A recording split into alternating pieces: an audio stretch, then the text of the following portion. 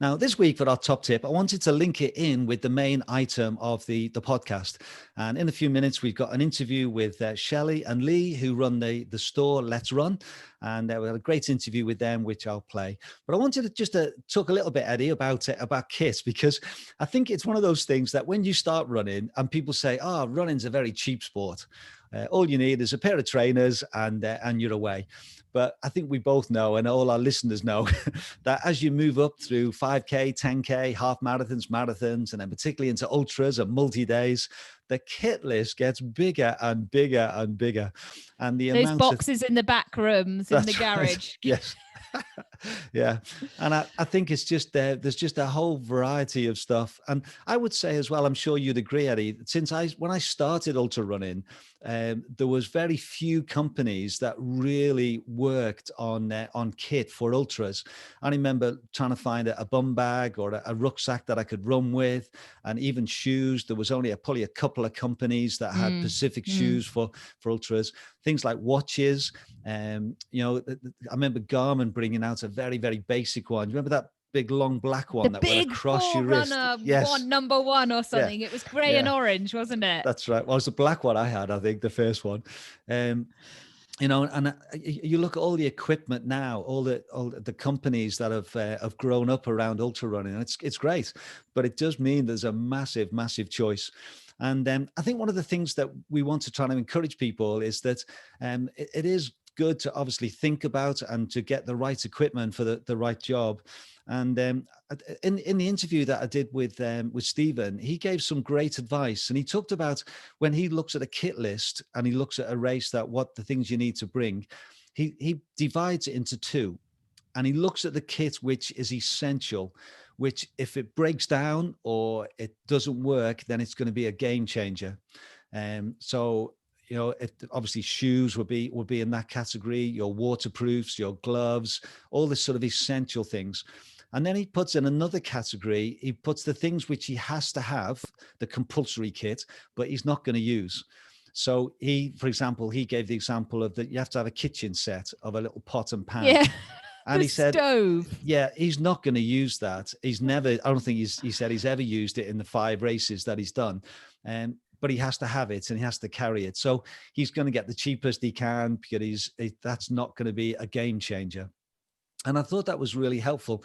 And I was thinking for myself, when I look at kit, so for me, shoes and socks are top of my list, because I know that if I have socks that don't work, if I have a pair of shoes that don't fit, particularly I mentioned my bunion before, I need to have a wide fit, those sort of things are essentials.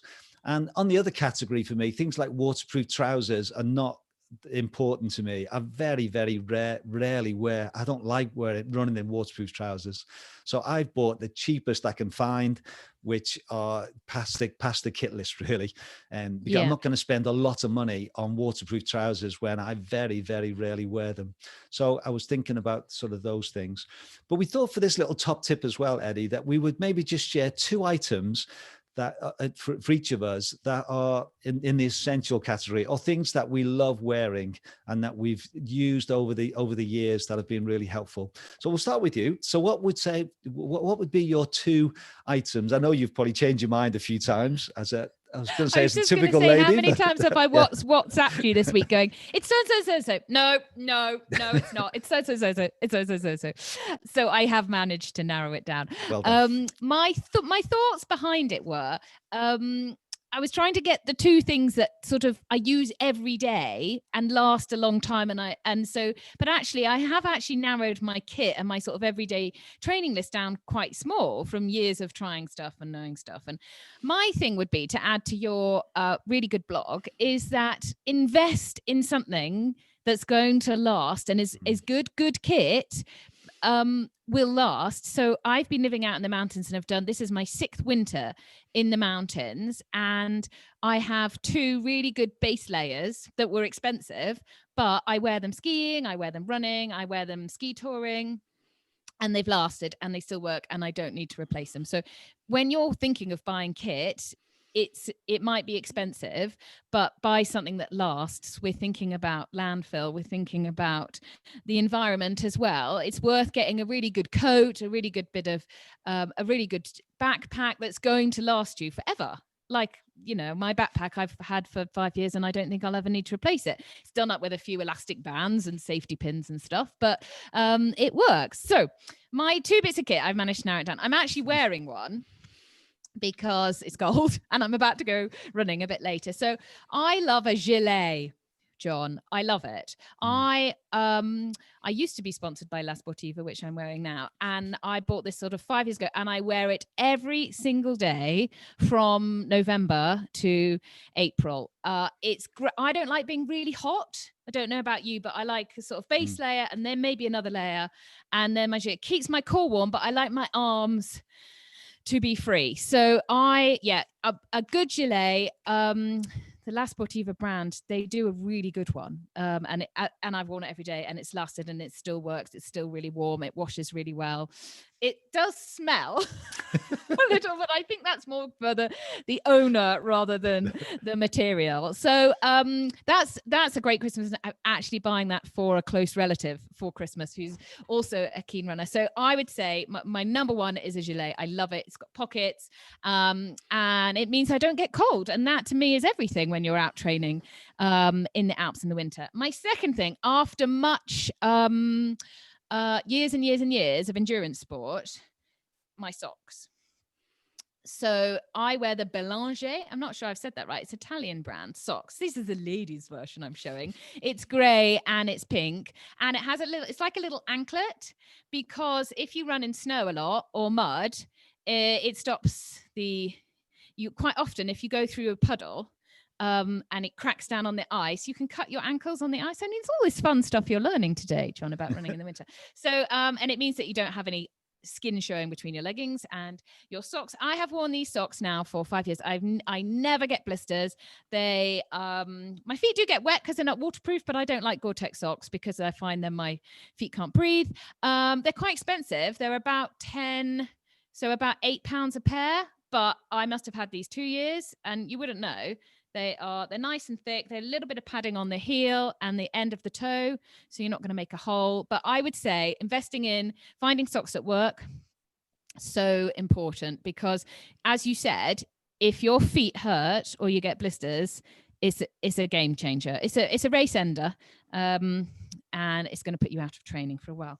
So those are my 2 things of about 20 that I couldn't choose, that I can't live without. What about you? Well, is it your knitwear you're wearing today, John? Well, it is actually. Yeah, it's not a running one, this one. But I know, you're very smart. Yeah, when I was running the other day, I was thinking about it, and it wasn't too difficult for me actually to pick out. Again, obviously, there's loads of stuff. Because you're a man and I'm a woman, and I've got I made my mind up and I stuck with it. So the first one is a buff. And I remember when I first started the West Highland Way race, I was given a buff as part of the sort of package when we entered the race. And I wore it every single day for all that training. And I just loved them. So this is I'm showing a West Highland Way one, which is one of my favorites. And this one means a lot to me. This was the first Lakeland 100 I did in 2012. And I think I love about buffs is that I can use them all year round. So in the winter, I hate running with cold ears, but I don't like a hat particularly. I find if I put a hat on, then I get too warm. And same as you mentioned earlier, I don't like getting too hot. But I find the buff is brilliant because I can just wear it as a headband, which keeps my ears nice and warm, but it still keeps my head sort of open. So in the winter, I pretty well wear it most of the time, but I also love it in the summer. Because in the summer, when it's really hot, it's brilliant for keeping cool. So there's been a few races that I've run in the heat, and you find a stream and you dip it in the stream, and then you put it on your head and it keeps you cool for a while. Sometimes I've worn a visor and I've put it over the back, so it keeps the sun off your neck. it's so versatile. You can make it into a hat. If you go on the website, there's loads of different ways that you can wear a buff. But I just find that a really versatile piece of kit. And I must have about 20 of them now, because most races give them to you. And that means a lot as well. You pick one out and you remember that race, and it gives you good memories, if it was a good race, of how that went. So I enjoy that. And also, I think when you're out and about in a race and you say, I'm wearing this one from the Lakeland, and people say, oh, I was in that race as well, and gives you something to chat about as well. So I think it's a multi-purpose piece of kit. And then the other one I've picked out is my skins. I'm just showing these for the YouTube. These are your underpants, John. Yeah, these are my underpants. Yeah, these are called skins. Oh, my dear Lord. What did we become? It's far too early. I know. The thing is, the first year I did ultras, I had real problems with chaffing and underneath there, and also with sort of DOMs. And one of the things that was suggested to me is to wear skins. And I must admit, you're talking about buying good kit. I bought a pair of skins the second year I was doing ultras, so 2008, and I'm still wearing them. They're a bit threadbare, a little bit. These are my newer pair. These are about 6 years old. I'm glad you're showing us those ones. But they are brilliant. And so I do any run over 2 hours, I'll wear them. And I've not had any problems with chaffing. With I think the DOMS issue, I'm sure that was it was more my fitness of learning how to run downhill.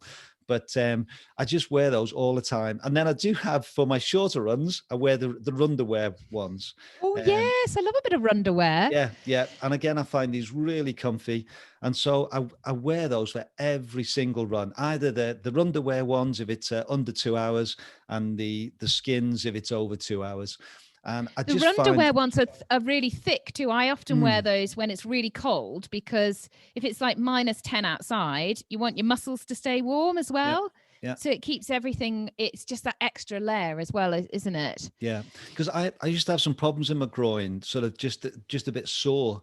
But ever since I've started wearing those, it's not been an issue. Bit of compression. Yeah. So anyway, I think they're the kit which I really enjoy and I really use. And it would be fun, actually, wouldn't it, to hear what other people think. And those who are listening to this, we'd love to hear what your favorite piece of kit is. And I'm sure that we'll get a variety of stuff, because as we said, the amount of kit that you can buy now and is available is growing and growing. And that's great. It's good. But I think also it can be like, well, where do I start? You know, like often jackets is a big, where do I start with this? So I always think if you ask people, I mean, everybody's then got their own opinion, haven't they? You want to try this, you want to try that. But tried and tested is always good. And putting a bit of time into looking at what you really want out of a bit of kit. And as I said, it's so important to nowadays to invest in something and make it a lifelong friend.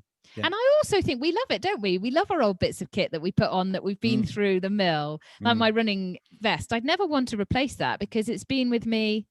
It's got badges on. It's got stuff the kids have sewn on.